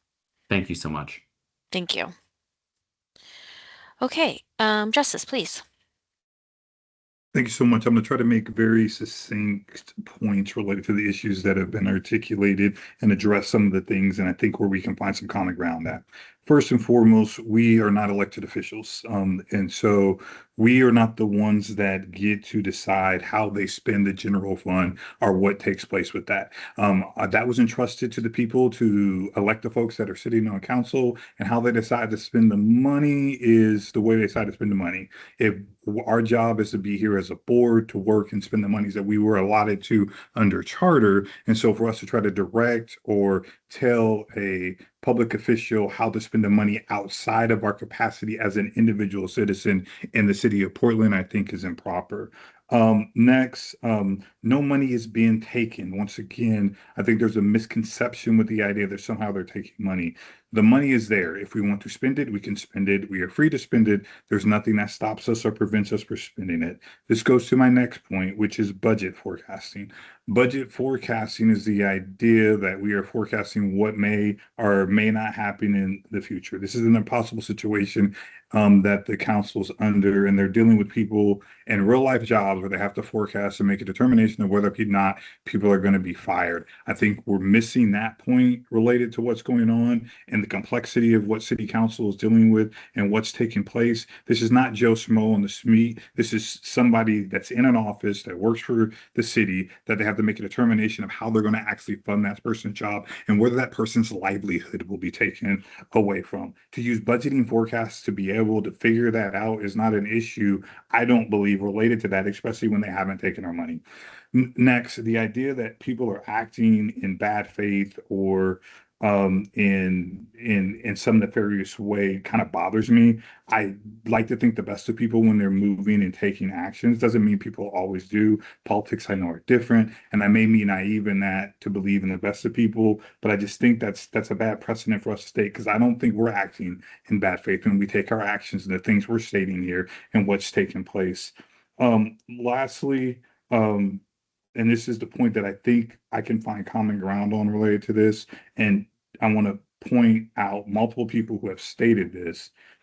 If there is a political motivation in this, and there is something that's out there, I think we do need to step on that portion of it and have some type of response related to the fact that we will not let this be something that they can use to go back to the voters and say, take away 5%, or somebody go back and say, look, they're not using the funds. You got it wrong, or anything of that nature. I was not aware, and thank you, Tim, for pointing this out, that they had floated this idea before related to that. And that's the part I think we need to stump out, is the idea that they can somehow change this or use this as a motive to change what's already been put into statute related to those issues. And that's what I think we need to fight. Oh. Thank you, Justice. I appreciate that. Jesse.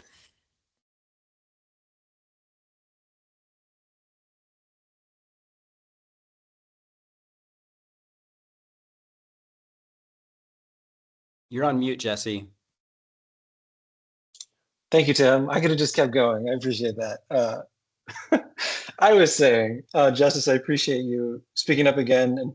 And I think, like, honestly, I just have less to say than I did earlier. I think I share a lot of views from everyone who has spoken on both sides of this. And I think that Justice originally framed it as like, we're here to do the work. I also do feel like there are some things that we can't really avoid. And I think that we don't have to assume that there's bad faith or bad intentions going on to be concerned about the precedent setting nature of what's going on, or whether it interferes with our independence, even if it's indirect, with this concern of like, are we actually able to spend this 5%? The 5% is there to make it proportional to PPB's budget so that it protects the independence of the oversight system. And that's really important. I think there's not a real clear answer on what we should do, although I do think that Trish has put forward a really good proposal on kind of the stakes that we can put out there and where we can ground ourselves so that we can move forward, and do our business. Yeah, I'll leave it at that. I appreciate everybody's thoughts. Thank you, Jesse. Tim Pitts, please. So 22 minutes to go.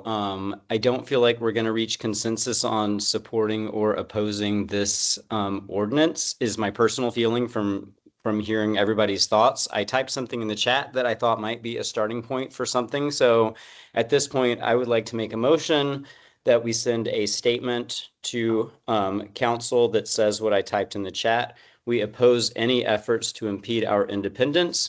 We are charged with bringing police accountability to the Portland community. We do not wish to play politics and reject and oppose any attempts to bring us into a political fight. I'm welcome to someone else making another proposal.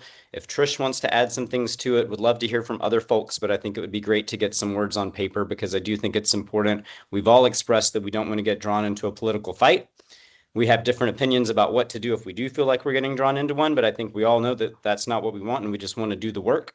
So I think it would be important for us at a minimum to make a statement that says we're here to do the work and that's what we're trying to do. So please leave us out of it in the future.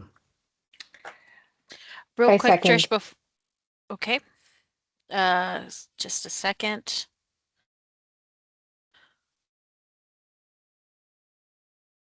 And Tim, I don't see the chat with that. So just a second. I'm trying to make it, I want to capture it and bring it online. So give me 1 second.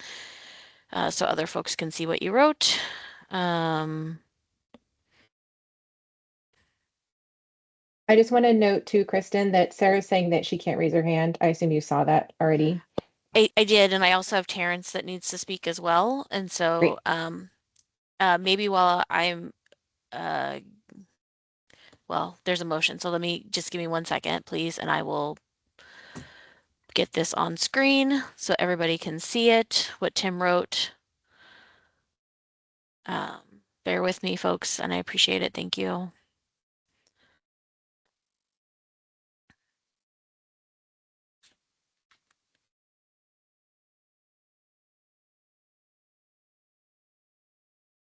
Okay, so hopefully you all can see that now. And hopefully it's large enough. I'm gonna hold on just a second.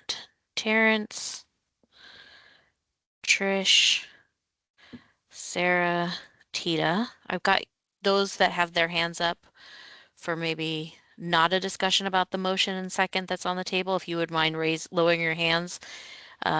If you want to comment on the motion, then keep your hands up. Okay, Trish, you're commenting on the motion. Yeah, Tim, I really appreciate your efforts here. I think if we use language of play politics, that is in and of itself insulting. In other words, we don't want to play politics, but you guys are playing politics. I think the notion of even talking about political fight is counterproductive. I certainly have no objection to, the first two sentences. I think the point should be, we're here. And pretty much leave it at that. And that we might want it, that we would hope that we could collaborate and communicate in the future. I just think any language like we're not here playing politics is kind of like waving a red flag. So, but I appreciate what you're saying. And by the way, I might not get a chance to say this, but Kristen, thank you so much. You've done an amazing job tonight. So anyway, I'm done. Thank you, Trish. I'm gonna go to Terrence next, since he's not had a chance to speak yet, and he has a comment about this. So Terrence, if you're able to unmute. I am. Can Thank you you. hear me? Yes, we can hear Thanks you. for this, Tim. I think with us just not agreeing, kind of being on opposite sides, Tim, I'm not sure if this type of letter brings us to any consensus, because it still seems like, I mean, it's well stated, but it still doesn't clearly take a stand either way. And I agree with Trish, like the notion of like we don't want to play politics, that can mean so many things in so many places on so many terms. It's almost problematic in that it doesn't actually say anything. It's just saying like we don't want to be involved while we're simultaneously getting involved. Right? We're saying here, listen to us in a political space, but we don't want to be political. So I don't really understand the response, and maybe you can just clarify what we would be trying to express in this and sending this to the council. But I just don't get what it could help in any way in this moment. So I just don't understand it. Tim, did you want to respond directly to Terrence before we go to the rest of the queue? I'd rather hear from other people, but I guess really just trying to express that the sentiment that I feel like I keep hearing from everyone else is that we're not wishing to get dragged into something like this in the future. So please let us be independent and let us do our thing. And I totally get the words about political fight, and I'm welcome to any type of revision. So. Thank you, Tim. Uh, Great. Tita, you're next. Sarah has removed herself from the queue. Okay. This is how I'm interpreting the statement. This is kind of what I rewrote. We are committed to preserving our independence as we carry out our responsibility to promote police accountability for the Portland community. Our focus remains on fulfilling that mission with integrity, transparency, and impartiality. We do not seek to engage in political disputes and believe it is important that our work remain independent of partisan or political conflicts regarding the reallocation of our budget and future forecasts. That's how I am understanding it. Thank you. Okay, can I just comment? The moment we respond like this, and individuals who disagree with y'all who want to say something, this board is then like for me, I'm going to say something, right? This type of statement would almost negate how I feel as a board member on the impact of this financial of them trying to mess with money, which if I get a chance, I'll talk about. But I think any statement coming from this board would be damaging to individuals that's a part. If you want to stay out, just don't get involved. You don't have to go have an opinion either way. But if you push out any statement, and me or anybody else who oppose messing with this budget goes up, it's almost like you're asking me to agree or you're willing to oppose. If you don't want to get in a political fight, be silent and stay out of it. But a lot of us understand we are in a political fight, and any notion that you're not in a political fight is just not true. We were voted in, that's political. We are a byproduct of political positions and stance from the beginning. Most of us who are sitting in these chairs, you guys, were put in through political means. We are, it's just a statement that almost pulls us away from saying that we have an opinion about this. And I think if we as a board engage, if we're as a board gonna stay out, let's just stay out. We don't have to send a message. We don't have to say anything. If you feel like if any of us feel like we should stay out, let's just stay out. Any messaging, either way, any messaging would, in my opinion, you can't come to consensus. And I think most of us really don't understand what consistent voting is, because it's not majority voting. So I keep hearing that, and that's not really how consistent voting works. But anyway, I would just encourage y'all, let's just stay out of it. If you don't have an opinion or you don't feel like we are disagreeing, so we could just stay out of it as a board holistically. We don't have to make a statement either way. We can just stay out of it. And that way people who are supporting it or opposing, we're not looking like we can't work together or public, gratefully disagree. You know what I mean? Like humbly disagree with each other. But I say I would oppose this motion. I think we just need to collaboratively stay out of it. Right? We don't need to send a letter. People know how we feel. Any all these things sound very bow outy, please don't get us involved. When there's a lot of us on this board that are going to get involved with this decision making. But I don't want to ramble on because I have my own thought about, kind of some of the stuff that be said. But we should just as a board stay out of it. Okay, I'm gonna thank you, Terrence. Just reminding folks that there's a discussion about the motion proposed by Tim and seconded by Madeline. So Justice, you're next in the queue to talk about the motion. Just quickly, thank you for the efforts y'all here, and I hear Terrence's point. I hear other folks' point. But I also want to acknowledge Trish's point quickly. The point that we're here, and that's the point that I think I'm trying to make is the idea that a statement that we're here and we're doing the work and we plan on using the funds in the future and we do things of that nature doesn't make us making a political statement. It just says that we're going to be moving forward with our mission of what's going on. And that's the point that I'm trying to provide clarification to is yes, in the future, we're going to be spending this money.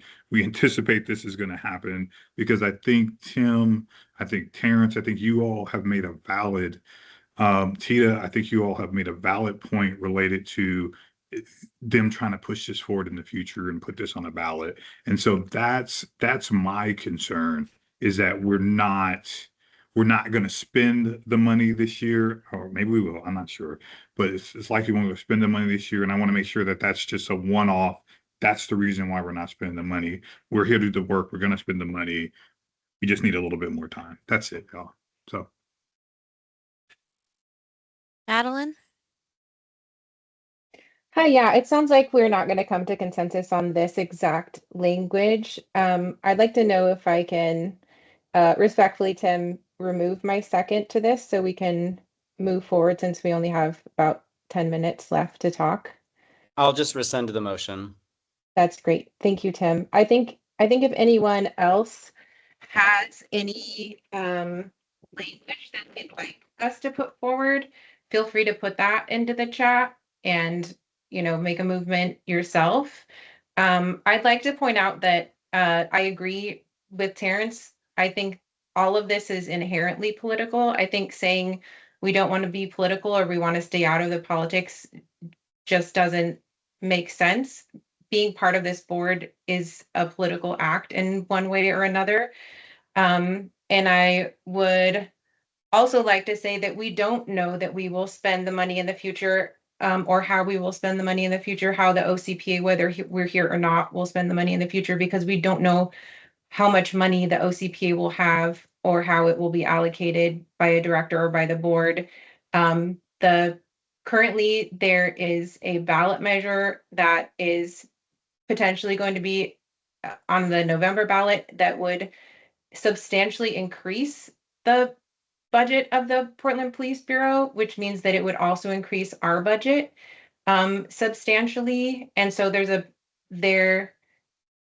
basically we can't say this time we won't spend the money, but in the future we definitely will. Like that, we can't say that. And so having that be an argument for why they should be able to say, put our board forward as a source for funds now, but that's not going to be the case in the future, doesn't make sense to me. I think it can always be an argument from now and into the future that we don't think the board is going to spend all the money that they're allocated, that we think the board is allocated too much money, and keeping the focus on whether or not we can spend it or not is only going to increase how political our situation is.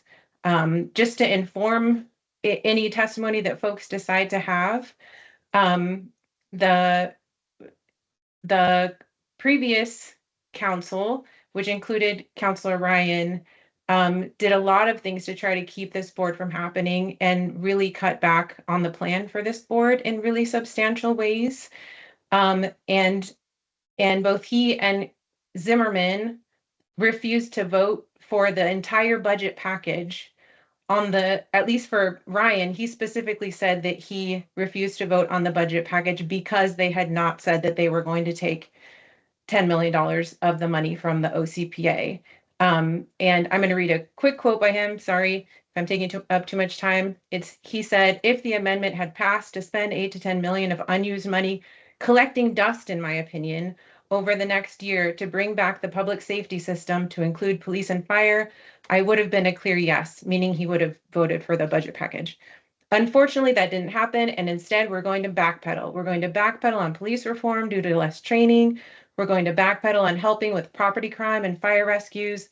The city of Portland and Multnomah County are sending a clear message to our residents that their current electeds do not prioritize their public safety with these continued cuts. This budget is out of touch with the majority of Portlanders. And so the folks that are bringing forward this ordinance and insisting on putting the OCPA specifically into the ordinance, that's where they're coming from. It's pitting the OCPA against the police. It's pitting us against fire. It's pitting us against police reform, which is why we are here. And he's inferring that fully funding the OCPA will increase property crime and hinder fire rescues. he infers that fully funding the OCPA is something that, quote, the majority of Portlanders don't want. So we're already very much in a political fight. And if we say nothing, then all of those Portlanders who heard him say that, who have been listening in on the other 2 attempts, this is the 3rd attempt by the same people in city council to force through this budget change, putting us specifically in the crosshairs of saying we don't deserve this money, we're not going to spend this money. Those folks are creating that dynamic, pitting us against all of that. And so I think if we don't have any response at all, then it's going to really hurt our own legitimacy as a board in the eyes of the public. Thank you, Madeline. I appreciate that.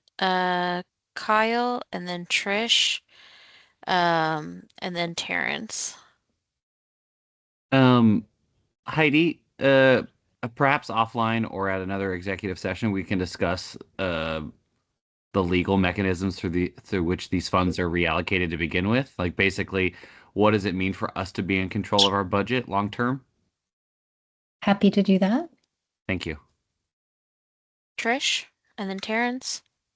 I think Terrence makes excellent points, and it's kind of the direction I've been heading. It seems to me that referring to anything political is counterproductive. That's off the table in my view. The only issue is some sort of communication that just says essentially we're here. And by that, it would be something like, using Tita's first sentence about, this is what we're doing. But then, we understand that there are changes in the budget that are being proposed. We would hope that in the future, we could, that you all would communicate with us and we could collaborate. Now, to me, that is it. I don't know if it's really necessary. Does it, by even saying that, insert us in a needless political fight? Or does this very, I guess I would say, watered down kind of statement, we have a little bit of, we're putting our, I don't know, something in the sand, our flag in the sand, but it isn't saying, oh, don't do this or all that kind of stuff. So those are the 2 points in a letter. Tita's for thing about what we're doing, and number 2, hopefully, we can collaborate in the future. Thanks. Thank you, Trish. I didn't hear necessarily a motion. Was there one? I'll make a motion to that effect. Okay, so the motion would be to to have a statement. To use What's your Tita's motion? first sentence, I think she was talking about, this is what we do with transparency and blah, blah, blah, which is very, very well written. But we hope in the future, we're aware that budgetary proposals are being made. We would hope that in the future, we could communicate, collaborate more directly. Okay.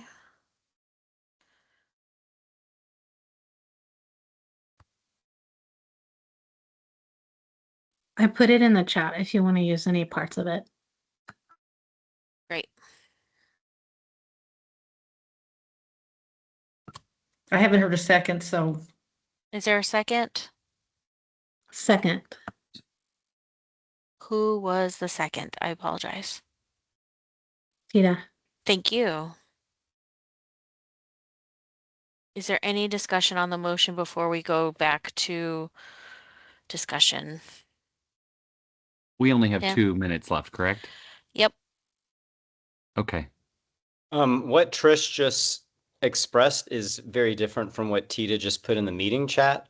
So I'd like some clarification on what exactly the motion is, please. And then I do have further comments. So I think, Trish, okay, you wanted just the first sentence of Tita, right? Because I'm going to try to bring it Yes. up on the screen for everybody to see. Well, I think maybe the second sentence is okay too. But then when we start getting into the funds, that's where I would stop. So I'm going to put it on the big screen and you let me know if I got it correctly.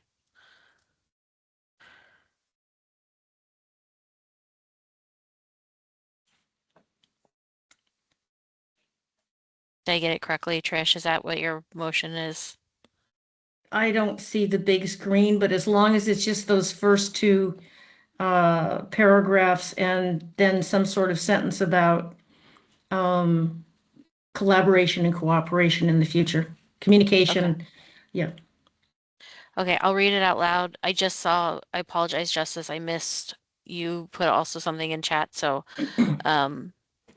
so what is up on the big screen now is we are committed to preserving our independence as we carry out our responsibility to promote peace, police accountability for the Portland community. Our focus remains on fulfilling that mission with integrity, transparency, and impartiality. And it was seconded by Tita. And then in the future, we would hope to establish communications that would, I'm sorry, my language is just floating out the window, that we could establish a process to foster communication and collaboration regarding these issues of budget. Are you even allowed to cast a vote after 8 p.m.? You can always go a little bit later. Normally we have the hard out because of other staff's time. So I guess we could have our IT person log out. But I would like to end the meeting as close as possible, but because there's a motion on the table, it feels like wrapping this up virtually. Sorry, y'all. Aaron, would you mind signing out so you're not here past your time, please? I think the And board can decide to, if you want to go over, but I think it's the board's decision to whether you want to go over or not. So you want to take a quick vote on that, but I think you originally said it at one thing. I just want to be respectful that this is your decision to make whether you want to go late or not. Can we table this current motion to open up a motion to stay here later to discuss it so we can have as close to consensus as possible? I don't think everybody's clear on the language. Trish, are you okay with that as the person that set the motion? Absolutely. I just don't want to stay too long. Same. Thank you. Okay. Can So, somebody make a motion to stamp the ending of this? yes, can I make a motion that we continue to 8:30 at the latest? Yes. Ooh, ooh, ooh. No. No. Can we? 8:15. Okay, can we Kyle? have a motion to, I Yes. remove that motion. Can we have a motion to continue this meeting to 8:15? Yep. Is there a seconded? Second. Thank you. Kyle? Yay. Murtaza? Yes. Justice? Yes. Madeline? Yes. Sarah? Just clarifying, right now the motion is to continue to 8:15, is that correct? Correct. Yeah, yay. Trish?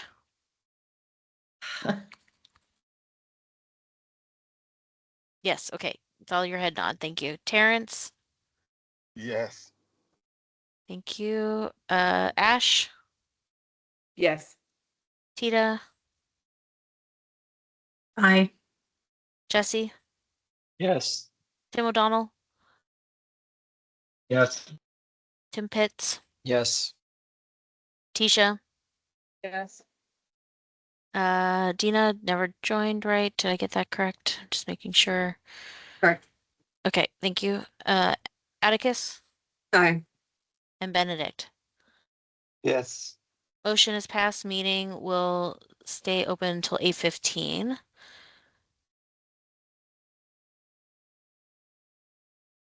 Okay.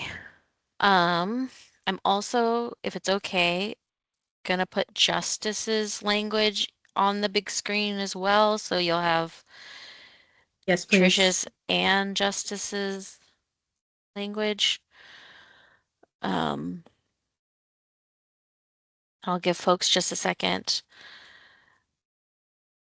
I'll read Trish's out loud for folks that may not be able to see the big screen. We are committed to preserving our independence as we carry out our responsibility to promote police accountability for the Portland community. Our focus remains on fulfilling that mission with integrity, transparency, and impartiality. In the future, we hope to establish communications and collaborations. And then that's when it got pulled. But I think you wanted it with council. Is that right, Trish? Yeah, and that last sentence would be a whole different sentence. In other words, the first should end with impartiality. And then maybe the second paragraph, the Community Board of Police Accountability as it is.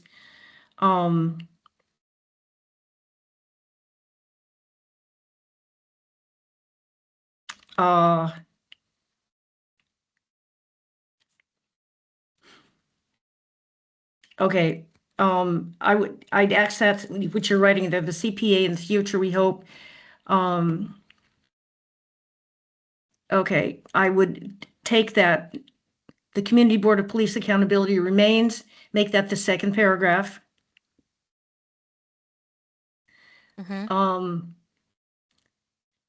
Then after that,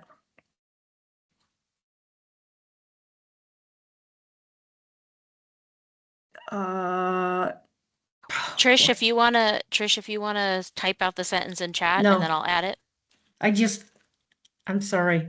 Okay, that's okay. I can read Justice's while you wordsmith. That way we're not losing time. Okay. The Community Board for Police Accountability remains fully committed to fulfilling the responsibilities entrusted to us.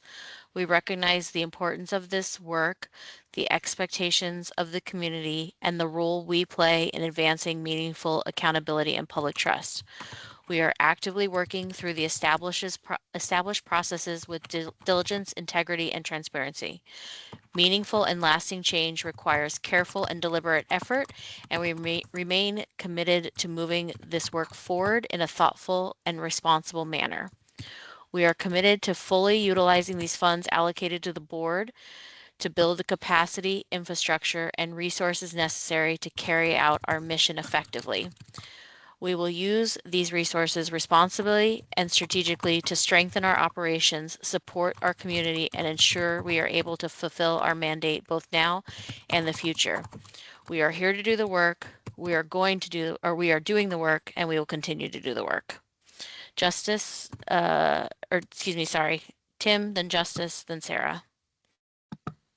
Yeah, so briefly, what's missing, I think, from what Trish was expressing and is not on the screen was that something about that we would like to be contacted next time, negotiated with, discussed with about our budget. And that's sort of hinted at in Justice's also. And I just find that really problematic. I feel like the more we discuss that we're going to use our funds responsibly, and if you'd like some of our money, please come ask us next time, which was what I understand and interpret the sentiment to be. I think that's just a very dangerous opening the door to a lot of scrutiny on our budget. I don't think that we need to be in the business of telling them that we wish they would have asked first, and then maybe we would have agreed to give them some money, because it's not how budgeting works and how allocations work. And I just see that as extremely weakening our hand when, again, like I've said, there have been efforts in the past and there will be efforts in the future to significantly reduce our budget, and that will hinder our work. And if we invite scrutiny on our budget from the beginning, then it's just going to make things even worse.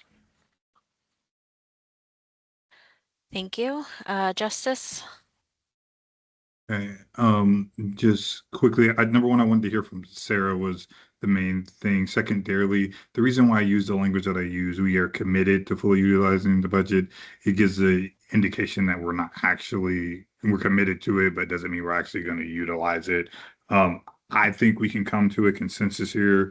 I know that sounds crazy within the next 7 minutes, because it sounds like we all want to say something. We're just not sure of the wordsmithing that we actually want to say. Anything that you are willing to change here, I'm happy to have, whether we go with some statement. And I just want to reiterate kind of what Madeline said, I think a statement is necessary. And I don't feel comfortable just not making a statement. But if we can't reach consensus, we can't reach consensus, and that just is what it is. But I believe we can. Thank you, Jesse. So I hear the openness to wordsmithing Justice's comments. So Sarah, I'll have you go next, please. So yeah, one of the things that I was responding to was earlier with Trish's version that I don't think we should include the whole thing about wishing to establish communication and collaboration with city council, just because we're supposed to be independent. Even though I recognize it's about the budget, the whole point is for us to be an independent body, and I think it's bad precedent to say we want to collaborate and communicate with you about this stuff. And also I put a slightly more, concise version of what Justice has said. I put it in the chat there for people to look at. Thanks for flagging that for me. Give me 1 second.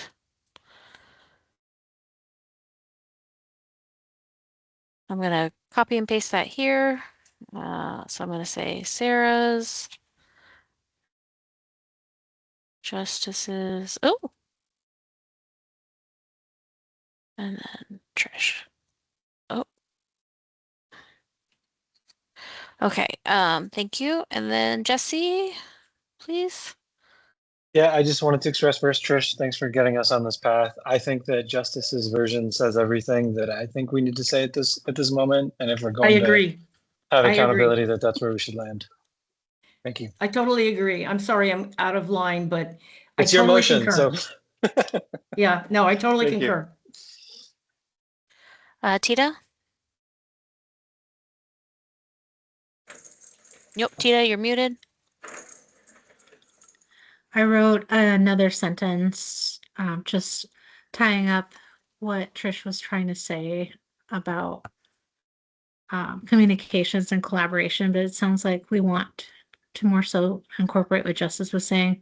Here's what I said. In the future, we hope to establish open communication and collaboration, working in relationship with the City Council to support shared goals and strengthen our community. By working together, we aim to foster mutual understanding, coordinate efforts effectively, and create positive outcomes for the residents we serve.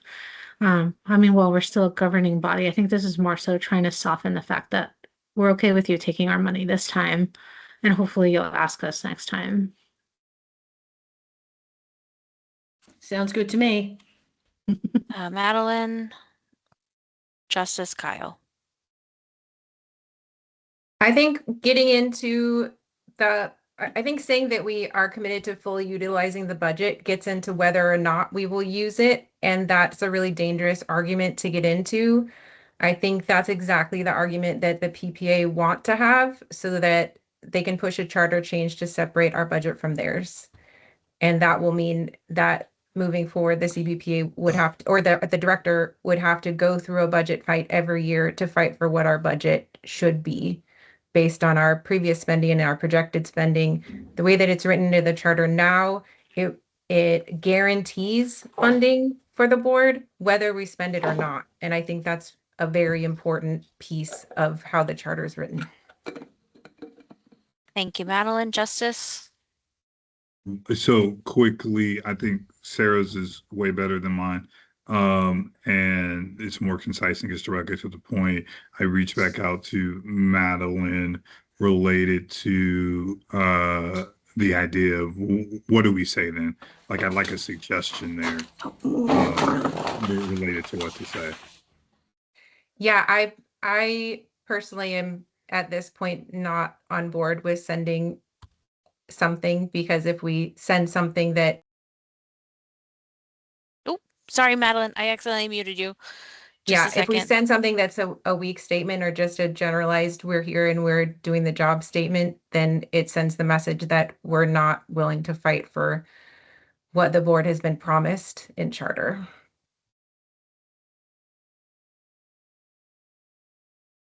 Kyle? Yeah, I'm hoping we can simplify this to just say we are fully committed to utilizing the funds allocated to board by the charter. and that gives us more options in the future.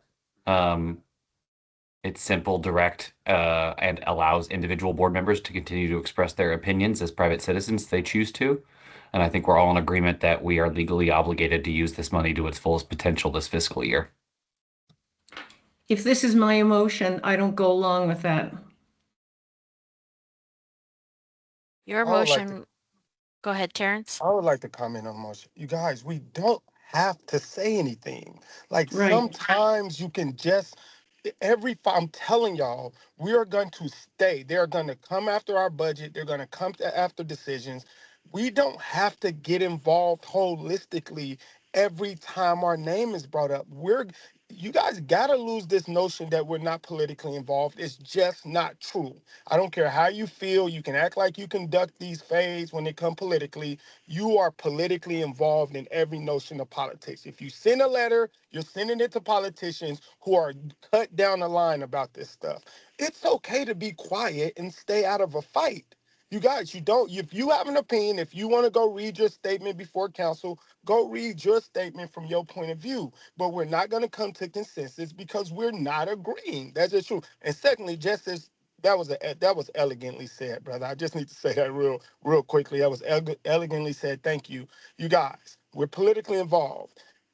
From a business standpoint, when you let people come for your money, they're gonna keep coming for it. If you understand government budgeting, if we lay down to them taking money, well, even conversating about our money, we're not gonna use 16 million by April. You guys should understand that. We barely have even picked the person that's gonna run this yet. It's a trap. If we just lay down to it by April, we're not going to have a $16 million spent, and they're going to come for that money. And then they're going to keep coming for that money because that's how government politics works. I just want y'all to keep that in mind. Cool language saying, but don't miss that April is going to come really fast. And if we don't have every dime spent, we're basically saying, okay, thank you. We'll hope next year you don't take our money. It's a dangerous slope. I would encourage y'all to be careful with making them comfortable with coming, even having conversations about our budget. Okay, we're over time.